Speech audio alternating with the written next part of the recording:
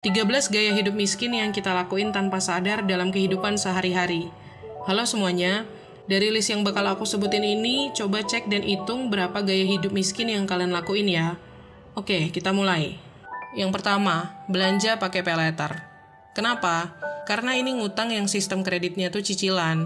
Kalian nyicil per bulan sedikit demi sedikit sampai utang kalian lunas.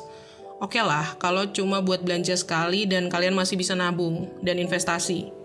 Tapi kalau udah jadi kebiasaan, utang makin numpuk, cicilan tambah panjang, ujung-ujungnya kalian bisa jadi bangkrut dan miskin karena nggak sanggup bayar utang paylater. Dan berisiko makin terpuruk ketika kalian gali lubang tutup lubang. Yang kedua, belanja impulsif karena promo dan diskon.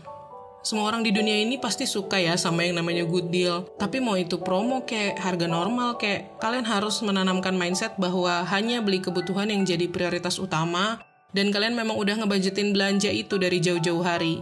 Bukan beli yang keinginan aja, bukan impulsif lapar mata. Tapi bukan berarti kalian sama sekali nggak boleh belanja apa yang kalian pengen ya. Cuma aku saranin, kalian penuhin dulu budget untuk semua kebutuhan prioritas plus tabungan. Kalau masih ada sisa, baru deh pakai uangnya buat belanja keinginan kalian. Yang ketiga, bergaya hidup mewah padahal nggak mampu. Definisi mewah dan gak mampu di sini beda-beda ya, tergantung kondisi finansial kalian. Buat kalian yang gajinya masih 2 juta sebulan, makan makanan 100 ribu sehari itu udah mewah banget. Beda bagi yang gajinya 10 juta sebulan. Intinya adalah kalau kalian memaksakan diri, memaksakan gaji kalian untuk bisa afford gaya hidup di luar kemampuan pendapatan itu, nah itu tandanya kalian udah masuk jebakan finansial. Mungkin banyak dari kalian yang punya gaya hidup mewah karena gengsi, supaya dapat pengakuan dari orang lain. Ya, itu sah-sah aja. Asal kalian udah bisa penuhi kebutuhan utama alias prioritas, punya dana darurat, dan aset buat masa depan kalian. Ingat, masih ada hari esok yang mungkin ada kondisi mendesak dan mengharuskan kita untuk ngeluarin uang banyak. Next, gaya hidup miskin yang keempat, keseringan buka e-commerce. Sebenarnya nggak apa-apa ya kalau kalian buka aplikasi e-commerce buat ngelihat barang yang kalian incer dan tujuan belanjanya untuk produktivitas. Contohnya kalian lagi nyari-nyari laptop untuk kuliah atau kerja, itu nggak apa-apa. Tapi kalian mesti hati-hati kalau kegiatan dari mencari barang itu tanpa kalian sadari memicu kalian untuk beli sesuatu yang nggak dibutuhin. Prinsipnya nih sama kayak kesalahan gaya hidup belanja impulsif yang tadi yang sebelumnya. Kalau kalian ngerasa udah kecanduan buka aplikasi belanja online dan sering beli-beli yang nggak penting, saranku adalah mending kalian hapus aplikasi itu. Ntar install lagi kalau kalian udah mau belanja yang sesuai rencana budget. Lanjut, gaya hidup miskin yang kelima. Lebih suka nonton hiburan yang nggak produktif daripada membaca. Coba ingat-ingat, kalian kapan terakhir kali baca buku? Dan itu buku tentang apa? Sekarang banyak orang, bahkan satu dunia, mungkin lebih menikmati yang namanya hiburan aja. Makanya industri Hollywood dan Korea makin kaya dan gede.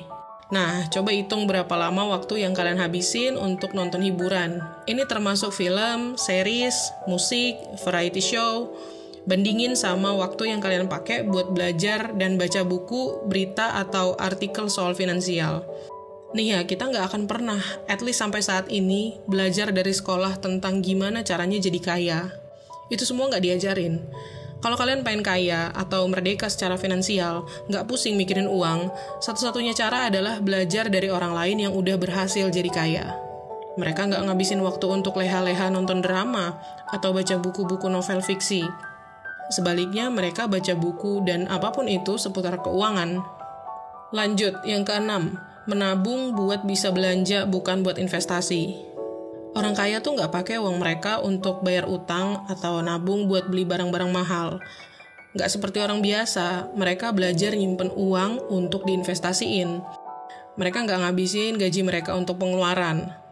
Nah, dari investasi tadi, kan ada keuntungan tuh. Itu yang mereka pakai buat belanja pengeluaran. Jadi, kalau kalian mau kaya, kalian nggak bisa cuma nabung. Apalagi hanya dengan sebagian kecil gaji yang kalian peroleh. Next, yang ketujuh. Berpikiran negatif, bukan positif tentang uang. Uang nggak bisa beli kebahagiaan. Uang adalah sumber dari semua hal buruk di dunia ini. Orang kaya tuh pelit. Mereka kaya karena beruntung, karena keturunan aja. Ini adalah beberapa stigma dan persepsi negatif yang dipercaya orang-orang yang nggak punya banyak duit. Nah, uang dan kekayaan tuh dalam tanda kutip gak tertarik sama pola pikir yang negatif kayak gini. Salah satu langkah pertama untuk jadi kaya dan bebas secara finansial adalah kita punya pikiran positif tentang uang. Dengan mindset yang positif, kita jadi punya tekad, tujuan, dan lebih berani ambil tindakan untuk mendapatkan uang. Ini namanya cara jadi kaya pakai Law of Attraction. Aku udah pernah bahas ini sebelumnya, kalian bisa cek videonya di YouTube ini ya. Lanjut, gaya hidup miskin yang ke-8. Merasa tahu segalanya, bukan berusaha untuk terus belajar. Gak peduli seberapa banyak uang yang mereka punya, orang-orang kaya tuh gak pernah puas dan berhenti belajar. Sebaliknya, orang-orang yang belum kaya biasanya pede kalau opini mereka tuh adalah opini terbaik. Mereka juga suka ngeguruin orang lain. Dan mereka seringkali ngerasa pendapat dan penilaian mereka tentang segala hal itu udah bener. Walaupun mereka cuma tahu sedikit tentang hal yang mereka yakini itu. Makanya banyak orang-orang yang sibuk perang di komen media sosial, itu biasanya mereka yang belum kaya tuh. Karena kalau orang kaya, mereka tuh nggak punya waktu untuk hal-hal semacam itu. Mereka lebih pilih untuk cari pengetahuan baru. Orang kaya adalah mereka yang suka mendengarkan. Mereka baca buku, datang ke seminar-seminar, dengerin podcast, berguru sama mentor mereka, dan selalu bersikap kayak murid yang lagi menimba ilmu gitu. Next, yang ke-9, menyalahkan pemerintah, bukan ambil tanggung jawab atas hidupnya sendiri. Orang yang belum kaya seringkali menyalahkan kegagalan dan kemiskinan mereka pada perekonomian, pemerintah, orang tua mereka, teman-teman, pasangan, pekerjaan, bos mereka, kota tempat tinggal mereka, atau bahkan negara. Mereka selalu percaya kalau orang yang udah kaya tuh karena mereka punya privilege keturunan orang tua yang udah tajir, pekerjaan mereka bagus, atau karena ekonomi. Orang-orang biasa lupa kalau orang kaya bekerja mati-matian untuk mendapatkan kekayaan mereka sekarang. Entah itu orang tuanya yang kerja mati-matian. Dan si anak juga sebenarnya mempertahankan kekayaan yang diwariskan pada mereka itu. Jadi bedanya di sini nih. Orang-orang kaya ngerasa bahwa hidup mereka itu tanggung jawab mereka sendiri. Dan mereka percaya bahwa apapun yang terjadi, entah itu mereka jadi kaya atau miskin, itu konsekuensi dari hal-hal yang mereka lakuin dalam hidup mereka. Beda banget kan sama karakter orang biasa yang belum kaya yang tadi aku sebutin di awal. Lanjut, gaya hidup miskin yang ke-10. Takut bakal dijudge orang lain, bukan mikirin untuk diri sendiri. Ini mungkin tantangan terbesar kebanyakan orang ya. Padahal yang lebih penting di atas semua itu adalah apa yang kita pikirin tentang diri kita sendiri.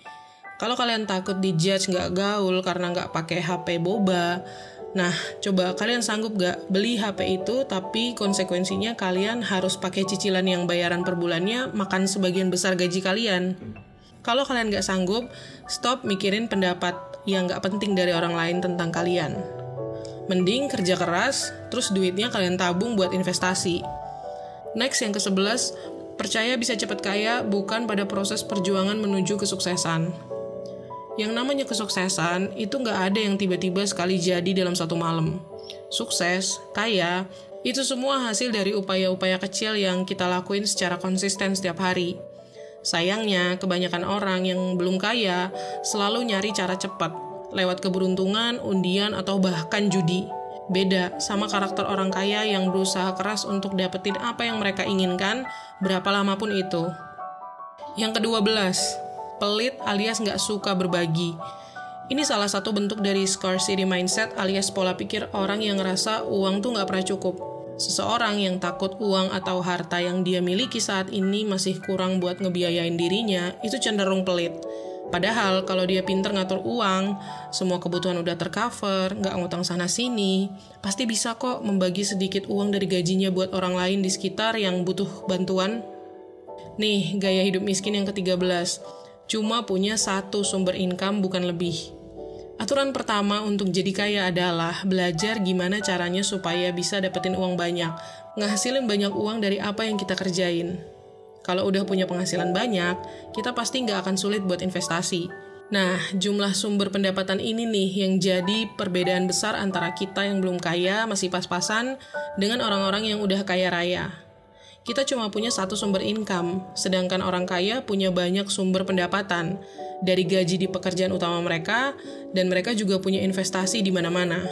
Jadi kesimpulannya, selama kalian cuma bergantung sama satu sumber pemasukan, apalagi yang jumlahnya nggak seberapa, nggak banyak yang bisa kalian alokasiin buat investasi, ya udah, kalian bakal susah tuh buat jadi kaya. Oke, jadi gitu ya. Semoga kalian yang masih punya gaya hidup miskin mulai mencoba berubah supaya bisa menggapai tujuan kekayaan kalian suatu saat nanti.